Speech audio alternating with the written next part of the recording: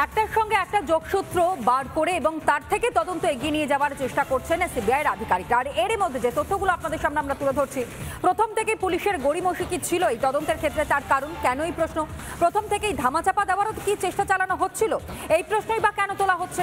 অভয়াকাণ্ডে পুলিশের ফরেন্সিক দল নিয়ে প্রশ্ন উঠছে, যে কারণের জন্য একগুচ্ছ প্রশ্ন এই মুহূর্তে সামনে আসছে।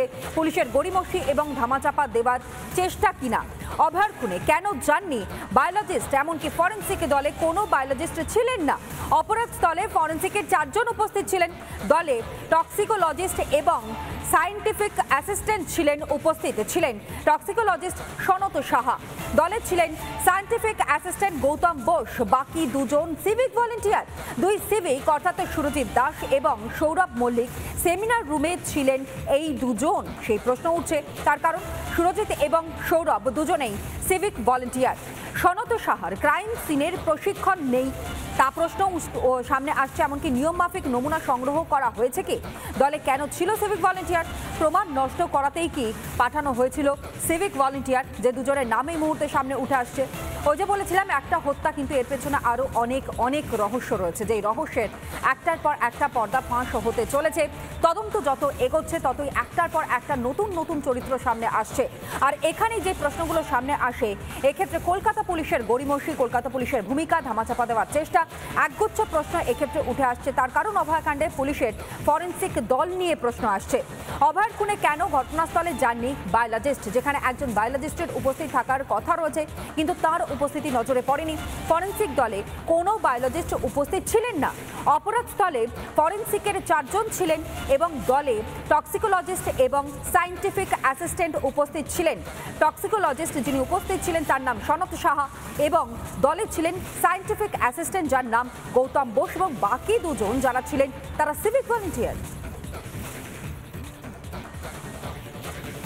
আর এক্ষেত্রেই আপনাদেরকে জানিয়ে রাখি, দুই সিভিক ভলেন্টিয়ার যাদের কথা বলা হচ্ছে, সেখানে সুরজিৎ দাস এবং সৌরভ মল্লিক, তারা কি উপস্থিত ছিলেন?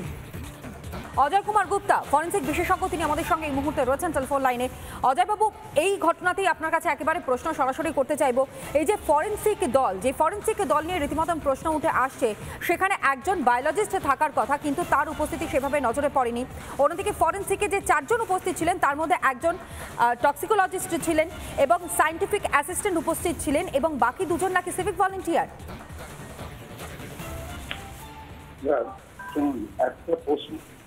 পোস্টমর্টমে ফরেন্সিক সায়েন্সের দুরকম হয়।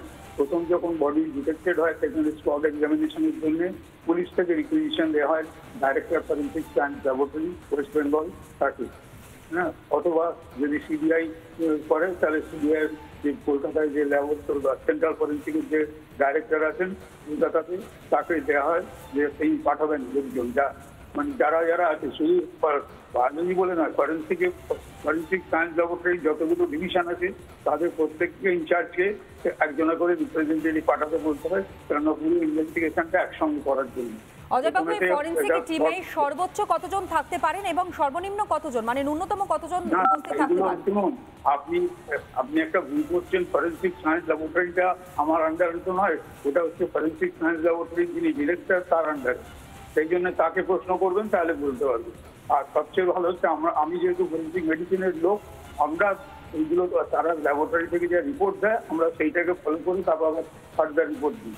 এই জন্য ফরেন্সিক টিম একবার পুলিশ রিকুইজিশন দেয়, তারা আসেন। আর একটা হচ্ছে আমাদের পোস্টমর্টম রিপোর্ট করার পরে আমরা ফরেন্সিকে যেগুলো পাঠাই, তাদের জন্য আবার ফরেন্সিকের টিম আছে।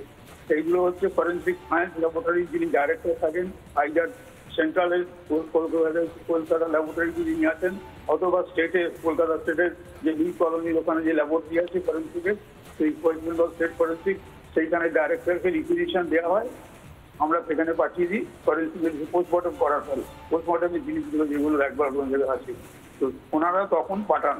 এবার কাকে পাঠাবেন, কি পাঠাবেন, সেটা ফরেন্সিক সায়েন্স ল্যাবরেটরি ডিরেক্টরের উপর নির্ভর করে। পুলিশ থেকে আর আমাদের কাছ থেকে আমরা পাঠিয়ে দিই, এবার ওনারা পাঠান। এবার কারে পাঠিয়েছেন, কে পাঠিয়েছেন, সেগুলো একবার পুলিশ বলতে পারবে, আরেকবার আমাদের কাছে যা আছে তারা যে স্ট্যান্ডার্ড অ্যারেঞ্জমেন্ট যা আছে তাই আসবে, তারাই আসবে। কারণ কারাগারে পাঠানো হলো, সেটার সাথে ওখান থেকে চিঠি আসবে, তারা আসবেন, এক্সপার্টরা এসে দেখবেন। কারণ একটা কোনো অথরাইজেশন থাকবে তো তার দিক থেকে তারা আসবেন। নিঃসন্দেহে, তবে অজয়বাবু একটু জানবার জন্য আর কি আপনাকে জিজ্ঞাসা করছিলাম যে এই ঘটনার ক্ষেত্রে একজন বায়োলজিস্টের উপস্থিতি থাকার প্রয়োজনীয়তা কতটা রয়েছে, মানে দীর্ঘদিনের আপনার অভিজ্ঞতা এবং সেইখান থেকে। বললাম তো, শুনুন, প্রত্যেক যেমন সার্জেন, যেমন আই সার্জেন যেমন জেনারেল সার্জেনের ব্যাপারে নাক গলায় না, জেনারেল সার্জেন যেমন আই সার্জেনের ব্যাপারে নাক গলায় না, আমাদেরও তেমনি আমাদের যেটা যতদূর এখতিয়ার তার মধ্যে বলবো। আমাদের ফরেন্সিক সায়েন্স ল্যাবরেটরিতে ব্যাপারটা হচ্ছে পুরো ফরেন্সিক সায়েন্স ল্যাবরেটরি ব্যাপার, ওটার উপর আমার কোনো জোর বা কিছু নেই, কেননা আমরা পাঠিয়ে দিই, ওনারা পাঠাবেন এক্সপার্ট। বায়োলজি তো ডিভিশনগুলো তাহলে কেন হয়েছে? সব কটা ডিভিশনই, শুধু বায়োলজি কেন, সব কিছু বায়োলজি, কেমিস্ট্রি, সেরোলজি, সমস্ত ডিভিশন আছে ওখানে। তারা আসবে, এসে দেখবে ফরেন্সিক সায়েন্স ল্যাবরেটরির যে ডিভিশনগুলো, তাই আমাদের যেমন মেডিকেল কলেজে অর্থোপেডিক ডিপার্টমেন্ট আছে, কার্ডিওলজি ডিপার্টমেন্ট আছে, বেশ, একেবারে স্পষ্ট আপনার বক্তব্য, একেবারে স্পষ্ট। আপাতত ধন্যবাদ জানাচ্ছি আপনাকে। আর এই মুহূর্তে পরাগবরণ পাল, তিনি আমাদের সঙ্গে রয়েছেন, বিশিষ্ট চিকিৎসক এবং অধ্যাপক। যে বিষয়টা নিয়ে আজ রিপাবলিক বাংলা যে বিষয়টা নিয়ে কথা বলছে, এক কথা বলতে গেলেও যখন অভয়াকে হত্যা করা হয় তার পরবর্তীতে যে একটার পর একটা তথ্যগুলো সামনে আসে, তার মধ্যে অত্যন্ত চাঞ্চল্যকর যে তথ্য, যে ফরেন্সিক টিম তাদের উপস্থিতি, এবং সেক্ষেত্রে জানা যায় যে অভয়ার খুনে কোনো বায়োলজিস্ট তার উপস্থিতি সেখানে নজরে পড়েনি, কিন্তু দুজনের উপস্থিতি, একদিকে টক্সিকোলজিস্ট এবং অন্যদিকে সায়েন্টিফিক অ্যাসিস্ট্যান্ট তারা ছিলেন, অন্যদিকে আরও দুজন, যে চারজন ছিলেন তাদের মধ্যে দুজন সিভিক ভলেন্টিয়ারও ছিলেন বলেই এই মুহূর্তে জানতে পাওয়া যাচ্ছে প্রাথমিকভাবে। আপনার প্রতিক্রিয়া নেব এই বিষয়ে। না, কে ছিল সে বিষয়ে কি করে প্রতিক্রিয়া দেবো সেটা তো আমি জানি না, মানে কি বিষয়ে প্রতিক্রিয়া চাইছে। হ্যালো, হ্যাঁ, আমরা শুনতে পাচ্ছি। হ্যাঁ, মানে এ নিয়ে কোনো প্রতিক্রিয়া, কে ছিলেন সে বিষয়ে প্রতিক্রিয়া তো দেওয়ার কিছু নেই, কারণ আমি তো জানি না কে ছিলেন। একজন বায়োলজিস্টের থাকার যথার্থতা কতটা প্রয়োজনীয়তা রয়েছে বলে আপনার মনে হয়? বায়োলজিস্ট বলে কিছু থাকে না ক্রাইম সিনে। পুলিশ প্রথমে যায়, এবার পুলিশ যাকে যাকে থাকা বলে মনে করে তার, যে সেটা কমনলি ফরেনসিক টিমের মধ্যে, ফরেনসিকের তো অনেক রকম বিভাগ আছে, ফরেনসিক টক্সিকোলজি একটা, ফরেনসিক বায়োলজি একটা, ফরেনসিকের সেটা পুরোটাই ফরেনসিক সায়েন্সের মধ্যে। এদের সবাই একত্রে ফরেনসিক সায়েন্টিস্ট বলা হয়। এই ফরেনসিক সায়েন্টিস্ট 2-3 জনের একটা টিম যায়, তাদের মধ্যে সেটা কারা কারা যাবেন সেটা এফএসএল এর টিমরাই ঠিক করে, এবং তারা গিয়ে ঘটনাস্থলে যায়। তারপরে তারা ঘটনাস্থল থেকে প্রমাণ সংগ্রহ করে বডিটাকে পোস্টমর্টেমে পাঠায়।